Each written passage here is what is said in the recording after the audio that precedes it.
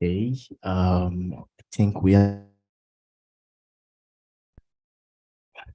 Hey, Sayuk, can you see something? Hello, hello, hello, hello. Nah, I was having difficulties with my phone earlier.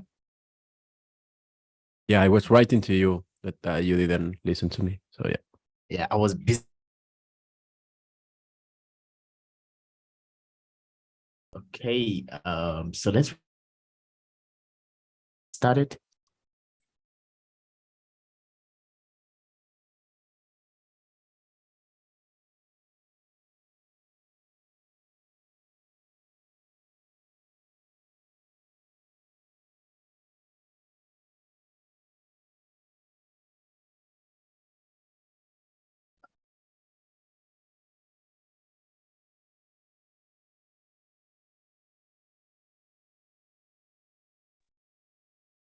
Hey Ace, Hey, Tuli, how are you doing?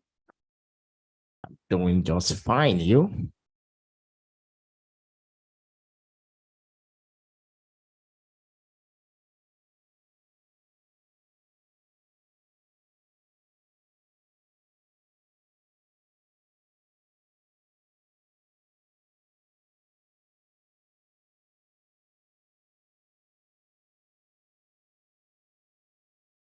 Are you there?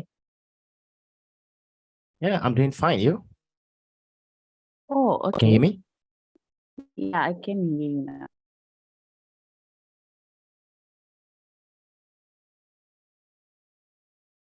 I'm trying to share Slack.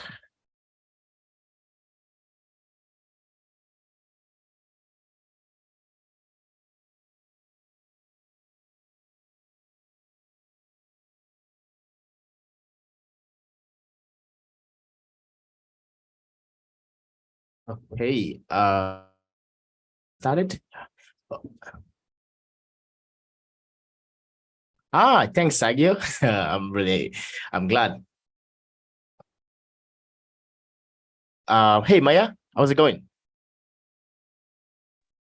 I'm fine. Good morning, everyone. Good morning. How are you doing? Yeah, I'm doing absolutely.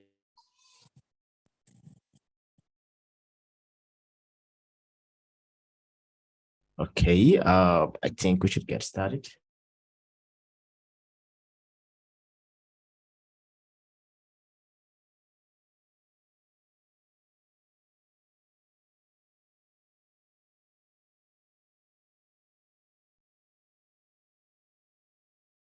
Okay.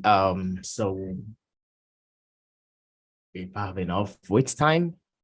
So hey guys, hey folks. I'm Ace, and I will be your host for today's community meeting. Yes, I've always been your host, but I haven't been your host lately. Thanks to Tuli and Wukash for always stepping up. Tuli, I owe you one bottle of beer when next we meet. So in I today's don't, community meeting, can you hear me? Am I audible? yes, I said I don't Okay. drink. You don't drink? Oh, then a cup of tea. Yes, thank you. All right. So in today's community meeting, we have quite a lot of interesting stuff, to talk about, to share, and some updates to give. And yes, so let's just get started. So first thing first, I have to talk about the mentorship program. Yes, because I love talking about the mentorship program, and I have to give updates on what is happening, what we have so far, where we are. And yeah, so currently, last week we hit the deadline for proposals. So you can't submit proposals anymore. So if you're interested in the mentorship program, sad to say, the deadline is passed already. So what we are actually doing right now. Hey, Savio, how you doing? Thanks for joining this call. So we already passed the deadline for project proposals. So what we are right now, except we have just one project which is still accepting proposal, which we have to just like make an exception for, which is one of the projects, because the mentor for the project was out for 2 weeks during the proposal phase, right? So since the mentor was out for 2 weeks, candidates interested in that particular project could not reach out to the mentor since the mentor was not available. So we decided, okay, since the mentor was out for 2 weeks, so it is fair enough, right, to have an additional 2 weeks to the particular project. So that is the only project that's has the grace or the benefits to have an extended deadline. For the rest of the project, we are not extending the deadline. It is past deadline already. So if you're interested in one of the projects that has an extended deadline date, then you can definitely still submit a proposal by reaching out to the mentor, asking which preferable method. And I think the proposal, like the project itself, based on what the mentor said, you can submit your proposal in whatever way you see fit, right? It could be in terms of video, it could be a Google Docs, it could be a PDF, right? So written or verbal, the project is accept all kind of proposal. So that is the update on the deadline. And so the next thing I want to address is the question I get a lot, as far as I can remember, since on Friday, when will the results be out? Which is interesting. So the results should be out next week, but I think we might want to I don't know, we might want to have to wait till the end of this month to announce the results, because of the project that the deadline got extended, right? So I feel it would make more sense if we announce this candidate all together, instead of announcing the candidate for almost everything and later announcing candidate for the last project. Or what do you think, Tuli, Sagio, Maya? You can share your thoughts. Yeah, it will be best to wait until everybody is decided, then you can publish all at once. Sagio, what do you think? I agree. Totally. Okay. Yeah, Maya, you think we should do the same? Yeah, I think it's fine. We do it at once together. Okay, so for folks, I already told privately on Slack that to propose results might be out next week. So I don't think that would be the case anymore, since we still have a project that the deadline got extended. So it would make more sense if we announce all these projects candidates all together at once. So I'm pretty sure first week of next month, you would get the result for all the selected candidates. And yes, so I wish everyone best of luck. So fingers crossed until then. So I would update the discussion on GitHub. So let me share the link to the GitHub discussion, just in case, because I know a lot of people have it. So let's have shared it again. So I'm going to update the discussion on GitHub to announce the dates for the results. So just in case you are wondering, and yes, you can also always reach out to me if you have more questions. So I'm going to share the link to the discussion.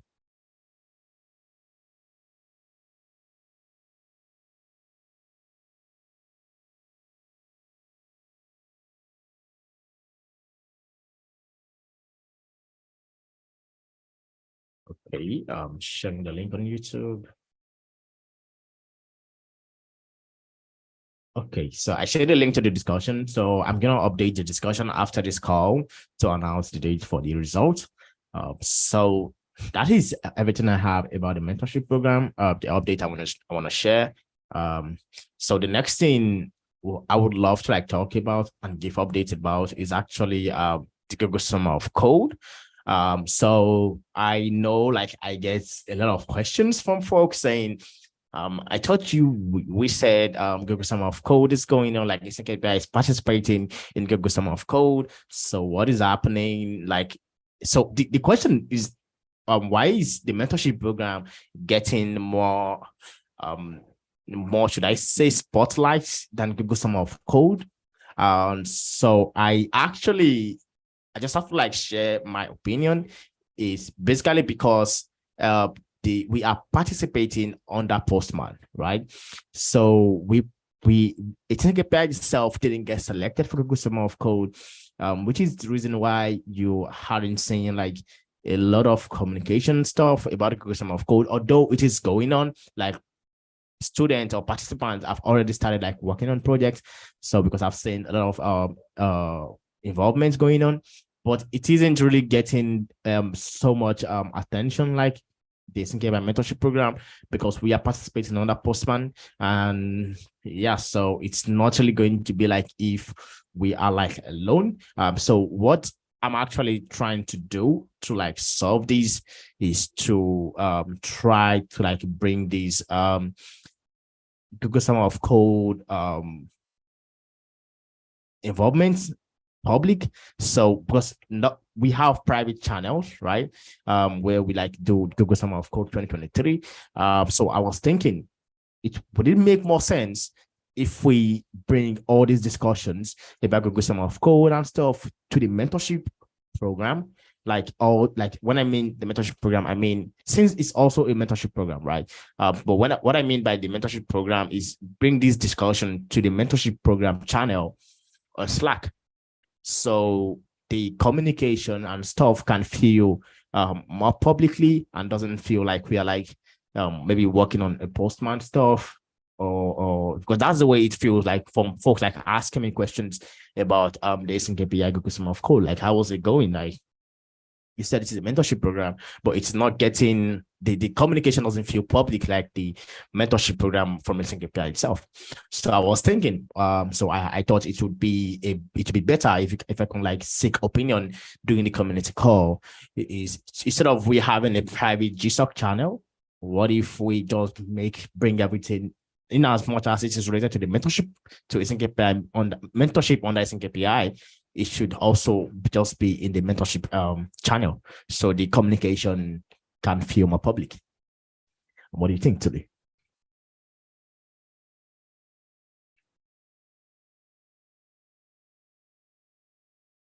Okay, Sergio, mind sharing what you think?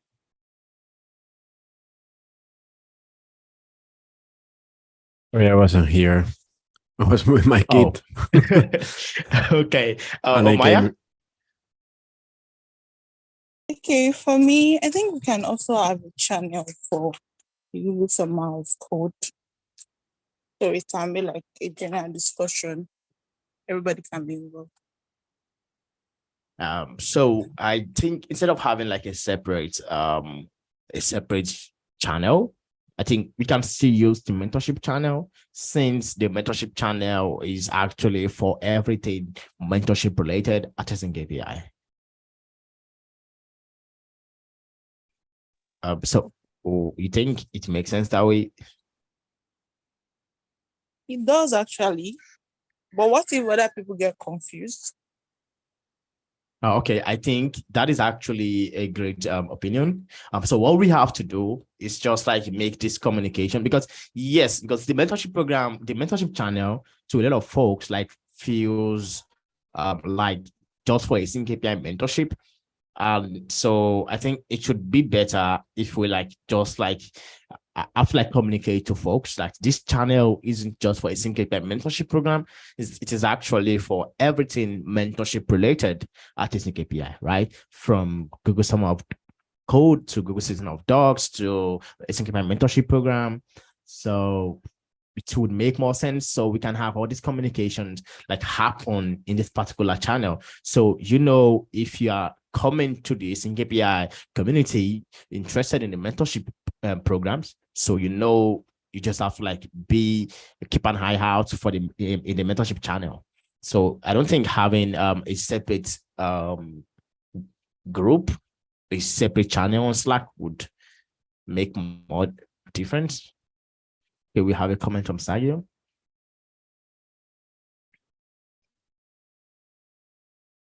Okay, exactly. So Sagil said on chat, this is okay. You know what, Sagil, we just take the mic, so it's better you like Yeah. share your opinion. I wanted to put it there just to other people that the mentorship channel in our Slack, the topic or the topic or description, I don't know, says we participate in many different external programs and also have our own that will evolve in next years. This is the place where we talk about this and coordinate. Exactly. The reality And I think that's enough, but I'm not sure if people read all those. yes, big, that is the problem. Yeah, it is actually a problem in Slack, not only in So I our think Slack. yes, in all Slacks.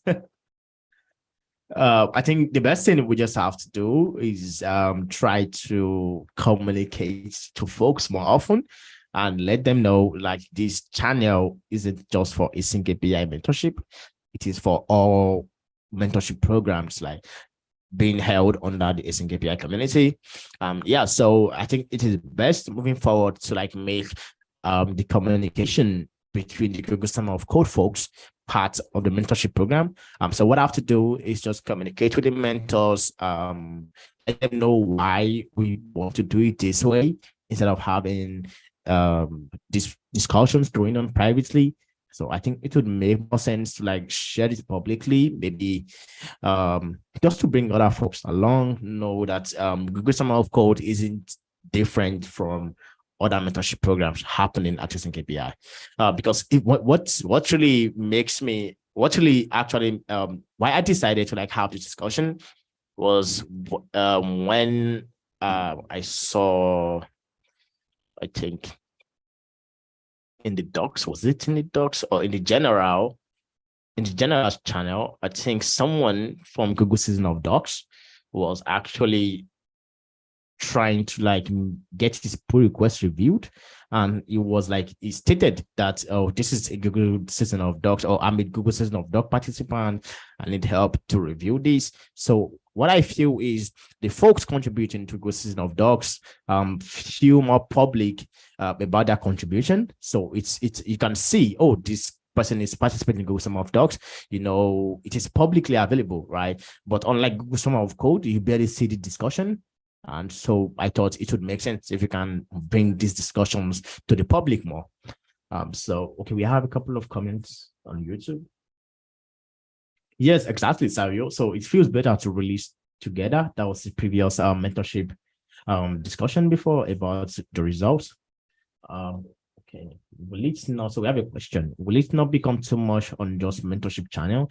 So it won't really become too much, Savio, because the goal of the mentorship channel itself was to have a place related, or to have a place for all mentorship programs at Async API on Slack, right? So it doesn't really matter if it's Google Summer of Code or Async API mentorship program. Yes, I know Async API mentorship program gets a lot of folks. I think for just the docs related projects, I think Alejandra said she received, I think, over 70 and it was mind blowing, honestly. So I understand like the discussion might be, or the weight of the discussion might be a little bit biased based on like basically a mentorship program, like getting enough folks talking about it on like Google Summer of Code. But you know, we just have to like keep trying, and you know, we just have to like start from somewhere other than just like ignoring it. So we just have to make sure everything happens in the mentorship channel. And yes, it makes sense, Savio. Thanks for the comments. Hey Prince, how you doing? Gupta, thanks for joining this call. Those are the folks from YouTube. So we are not alone. At least I'm not alone today. So thanks for joining the call. So before we move on to the next thing, so we have some discussions on the channel. I'm sorry, on the issue shared by Tuli. So Tuli, are you there?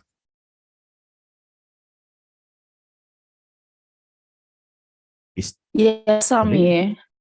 Oh, cool.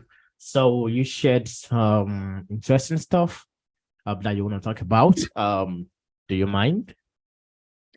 Yes, I mind. Okay. All Okay, right. cool. The floor is yours. Thank you. Morning, everyone. So yeah, Good morning. the bearer of good news is here. Yay! All right. So the first thing is that call for speakers for London are now open and everybody can submit a session. So I've been getting a lot of DMs and questions like what kind of talks are accepted at Async API conferences. So I think I would like to take this moment and address this. So if you have any topic related to Async API, you have a testimony about Async API, you want to share what the Async API community has made an impact, or documentation, or maybe if you're a designer, maybe if you're designing studio, for example, and you like to share the processes on how we're doing it, you are very much welcome to come and submit a talk, not only technical, but if you have a testimony of how Async API has impacted you, maybe, for example, you are a GSOC mentee, you want to share, or if you are a past mentee in the mentorship program and you'd like to share about your project, we are very much welcome to submit a proposal. So definitely do submit any proposals. I will share a link to the website. Oh, and by the way, this is a temporal website. I know it doesn't look up to par. I know I've been receiving some comments about the website. This is just a temporal website, please. So yes, if you submit a proposal, we'll definitely we'll get it. If you just want to double check if we received it, you can send me a message, or you can send Ace a message just to double check if we have received your proposal. So please just bear with us. It's just temporal. Website is coming up together, so stay tuned. So please forgive us if it's not looking fancy, but yes, this is just a temporal website for the CFPs for London. I'll share a link on YouTube.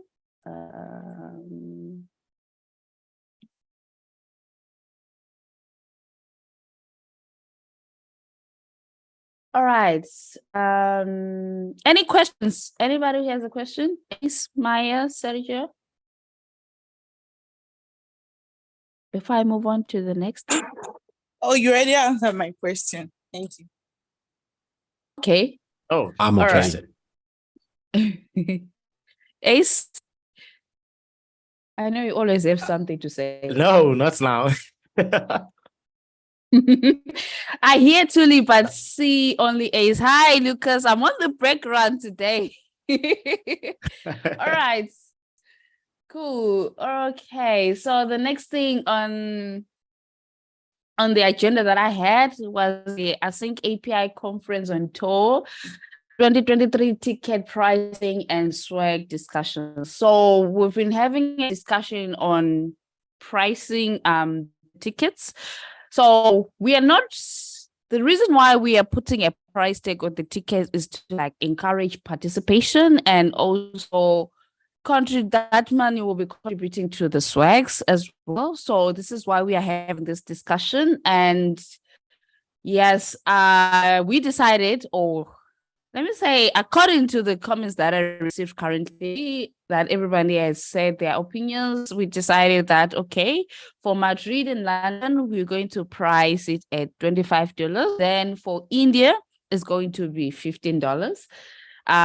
So currently now, Barbano, we're having a discussion about the swags, the type of swags that going to be at the conference, what people prefer. We decided to rule out t-shirts for the sake of sizes. So there's 3 different choices that we have. So please join the discussion and let us know what you think will be the best swags to have in the conferences. So I will also share the link of the discussion on YouTube as well while I take up some questions. Any questions, thoughts? Oh, I do have a question. So my question is, so folks So we have to pay these $15.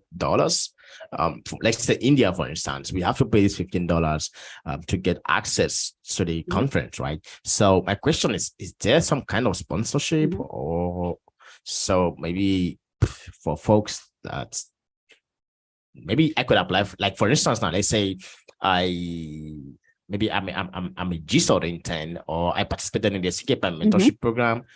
Is there like a free access for someone like me? Or is there something I have to do in order to like get to the event for free? Okay, so currently or at the present moment, TSC members, speakers, and ambassadors do get a free pass at the present moment. But if you feel like you cannot afford like to come to the conference, then you can just send us a message and say, hey, I really want to participate, but okay, I cannot afford this. And then we will make a plan from there. But at the present moment, that's what we have for now. Yeah, but okay, that makes sense, right? So is there also like some volunteering activities? Because as far as I know, in conferences, if you are volunteering to like help with some logistics and stuff, then you don't have to like pay for the conference. I was thinking maybe there is some volunteering, maybe someone in India that is really interested in coming to the conference, maybe they could volunteer in helping like setting things up or ushering stuff. So just thinking out loud, maybe something is possible. Okay, so since most of the venues is sponsored by the venue sponsors, then we will speak to them if they are interested in having volunteers. But actually, most of the stuff is done. We are doing the minimal. The most thing is done by the sponsors, the ones that give us the venue and everything. But this will be communicated on the public channels, discussions, and as time goes on. So when we go closer to the dates, everything will be clearer and clearer. So if you are interested, just make sure that you staying tuned on social media, on Slack, and things. Yeah. As the time goes on, more details will come up soon. But yeah, please make sure you participate in these discussions as well. Then you stay in loop. Yeah. Definitely. Okay, cool. Any more questions?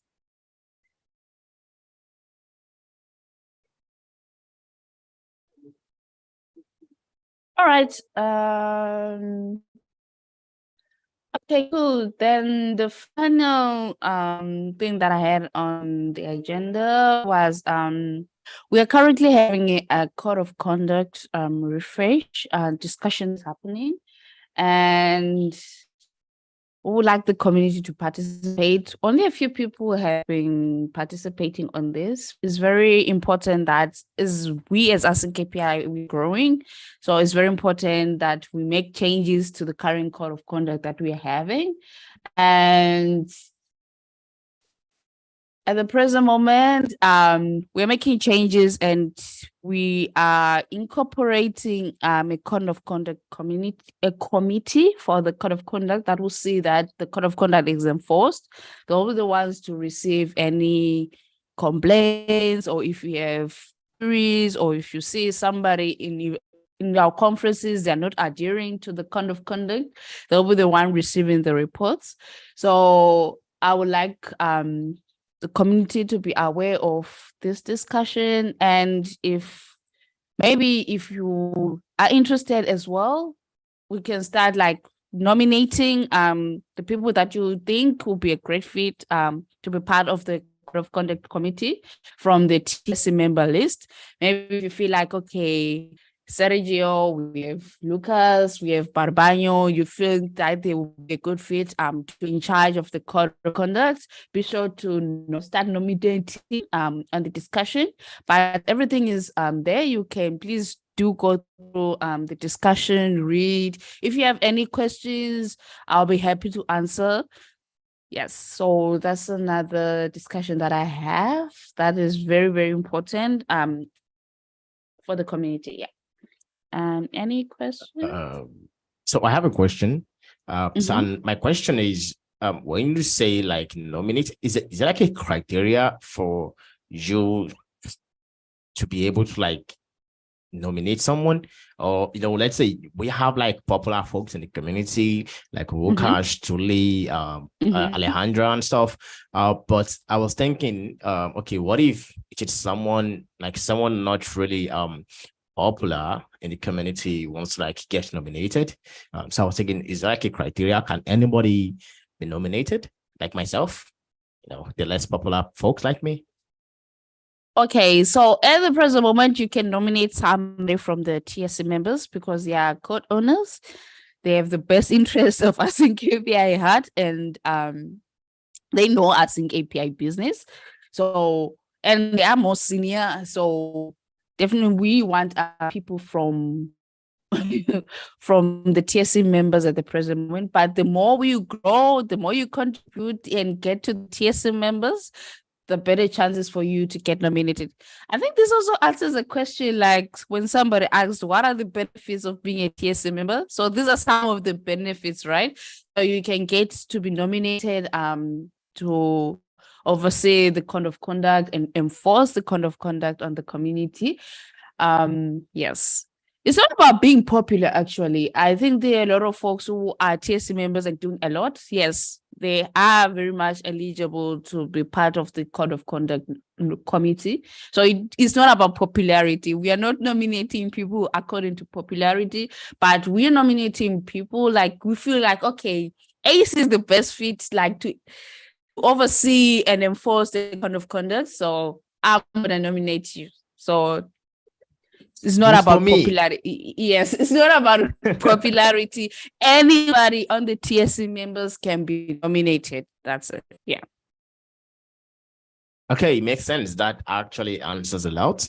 So my second question is, would there be a vote? Like maybe after the nomination, are folks going to like vote? Yes, we're gonna tally up. Not such. If you have like the most amount of nominations, then obviously I'm gonna tally up. We're gonna tally up and see. Okay, if ACE has got a lot of nominations, then definitely we should give you the chance, like to be part of the Code of Conduct committee. Yeah. Definitely. I'm gonna take care of everyone that nominates me. Get a joke? Okay. All right. I like the confidence. Yeah. So nominate me, folks. Okay, nominate ACE. So please make sure, but also please make sure that you adhere by the rules of the Code of Conduct, because this is not just something that is glamorous. It's something that is really important, especially when it comes to privacy. There's a lot that goes on with being part of the Code of Conduct committee. So it's not about being nominated or being a glamorous COC community member, but yeah, it is good. So the nominees will have like a 2-year tenure. So every 2 years we'll review the Code of Conduct, maybe refresh, then we'll also refresh the committee. Or yeah. Any questions? But everything is stated on the discussion, so please go through the discussion, add your opinions, add any insights that you might have, because it's open to everybody. Okay, so you have a question on YouTube by Savio, which says, what will the members do after getting selected for Code of Conduct? Okay, so these members are in charge to make, they are the direct contact. If you have any conflicts in the project or you feel like maybe okay, let me use it as an example, right? So maybe there's an incident, maybe A says something that is not comfortable and really it bothered you. So the Code of Conduct committee are the ones in charge of like making sure that you feel comfortable, you feel safe in the community. They protect you. They are here to make sure that the community is safe, it's inclusive for everybody. And yeah, so that's some of the things that the Code of Conduct Committee is in charge of. So if you have any complaints or you saw something that happened maybe at the conference, or you feel like, okay, you saw somebody, maybe they did plagiarism on one of, I think, API projects, they are the people that are directly in charge of enforcing the laws. They're like the law enforcers in the community. Yeah. I hope this I answers hope the question, that's Savio. Yes. So, any more questions? I do have one. Okay. That's you mentioned, Julie, about enforcement, and that's actually a good point because I wonder how we will do when all these people is nominated, and if they have to enforce the code of conduct, and the behavior, for example, in Slack channels, to be fulfilling this code of conduct. Would those people be admins, like for example, for Slack? I'm asking this because I'm not sure if this will be able to happen. Maybe we have to ask. We have Lucas here, I think, right? Because the Linux Foundation, I think it's managing, or it's like looking very closely about permissions. Like, for example, if you want to ban someone because the enforcement guidelines say that after 3, I don't know, whatever incidents, how this will be happening. This is something we have to add more probably in the discussion. Oh yeah, it is actually a good point. I think Lucas might have answered. I think when people join the Slack, there are rules that say you mustn't, you agree to abide according to the code of conduct. So let's just say maybe, okay, I'll use myself as an example. Then maybe I'm violating the code of conduct and posting or misposting or saying hate speech, for example, on Slack. So definitely they will be the one, the Code of Conduct Committee will be the one to be in charge of saying, hey, Tuli, you are misbehaving. Then after 3 strikes, I think they will be the one to say, okay, you have broken the Code of Conduct law, and maybe give a feedback to say, okay, we are now banning Tuli from the organization because after these 3 incidents and after 3 warnings, she still didn't abide to the code of conduct, then we are banning. I think they would definitely be the ones to oversee and the ones to like enforce and make decisions, because this is why we choosing 3 committee members, so that they have internal discussions to see how best they'll be in charge. So it's not only one person job, but it's actually 3 people who will be in charge and enforcing the law on the community to make sure that it's still safe for everybody. I hope that answers the question, Sergio. Yeah, my question was mixing 2 things. You answered one of them. The other was answered right now by Lucas on the chat. Okay. And it was about the permissions, like admin permissions for those folks. And he answered that indeed they will need access, like the right access for making this happen. So cool. Then it's solved. All right, then. Any more questions, Maya? Maya, do you want to say something? I have a question. Okay. And my question is, so can these folks also get banned? Let's say ACE is part of the committee, and a lot of complaint was laid against ACE, but since ACE is part of the folks like overseeing the committee, does that mean ACE won't get punished? Okay, so this is why we are here. Okay, so we have 3 main members of the Code of Conduct. Then we have 3 sub, is it sub? I don't know. So we have the 3 main members. Then we also have a second layer of Code of Conduct. I hope I'm explaining it correctly. You see, so we have the three main people who are enforcing the code of conduct. We know that these are the code of conduct committee. Then we have some members that will also assist the committee.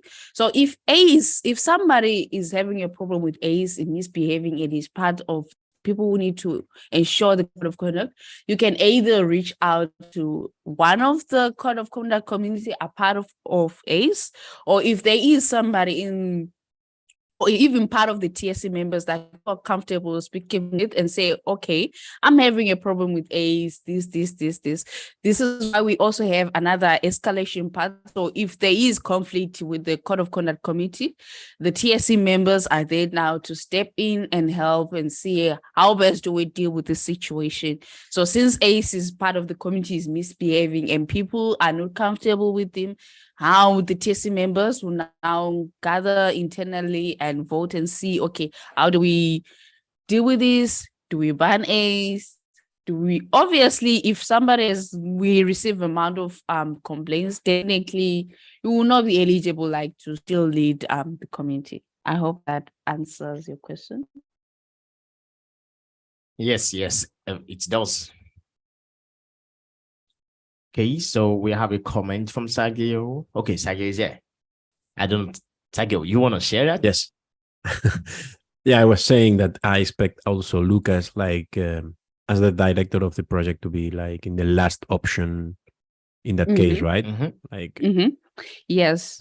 So since we will have the Code of Conduct Committee, we have another second layer that will support them. Then if things really are not solved within the committee, then TSC members will step in and they share their opinions and see what's the best course of plan to support and solve the internal issues here. But please, everybody should just join in the discussion, read through, share your thoughts as well. Did you share the discussion on YouTube? Yes, I linked it. Yes. Did I? Yes, I did. Okay. Anything you want to share again, Tuli? No, that will be all from me. Sagio, you have anything to share onto this call? Nope, I'm fine. Okay. Now the last thing I guess we want to talk about is the conference website. Maya, you have anything you want to share?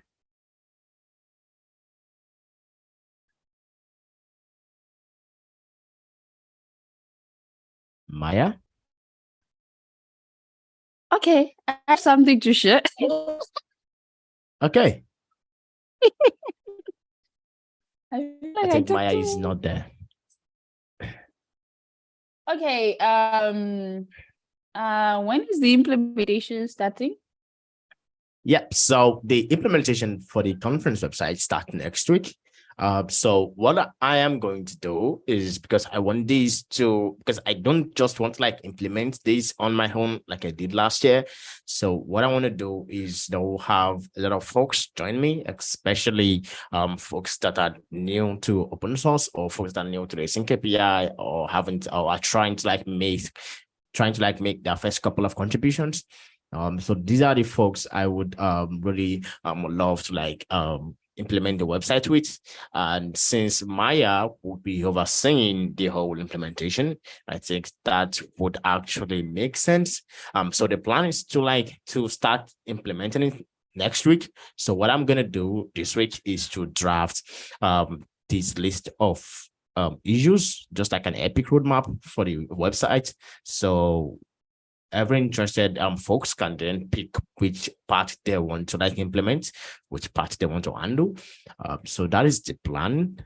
So if you want to help, so just keep an eye out on the conference repository or reach out to me privately so I can remind you when we have this epic roadmap published. So I don't think, do you have the link to the design on Figma so I can share? Give me a sec. So just in case you missed it, Maya did an amazing job in helping us put together this awesome website for the conference, unlike the shitty one we can see right now. So we just have to like use a temporary one to collect call for papers. So right now Maya has like did this incredible job. Oh my god, I was jealous, to be honest. I was like, how can someone do something so awesome as this? So okay, thanks for sharing. Okay, so here's the link. So that's the link to the Figma file. So also feedbacks are welcome. So if you see something you feel shouldn't look this way or be this way, so feel free to share your feedback. Maya is always open for feedback. An amazing person. So feedbacks are allowed and welcome. So that is the plan. Do you think you have any question?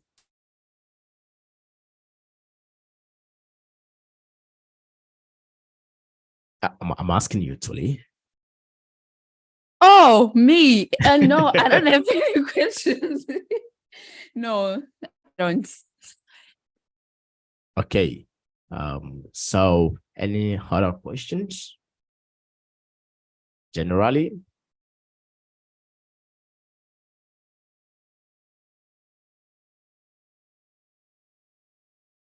Okay. So if there is no question, we still have like 10 minutes more to go. But if there is no other question, then I guess we can head into this community call. And yeah, so thanks for joining to this session. It was a wonderful session. I think it was really interesting. So if you have any question, maybe you're watching this live stream later and you have any question concerning the code of conduct or the mentorship program or any of these topics we've discussed today, feel free to reach out to either Tuli or I. So on Slack, we would definitely reach out back and answer your questions. So I hope you guys like enjoyed today's community meeting, and I'm looking forward to seeing you guys in the next community meeting in 2 weeks time. So I guess we have to call it a day now. Thanks for joining this call. Sagio, I really appreciate. Maya, thanks for joining. Tuli, you're always cool as always. So bye folks, have fun.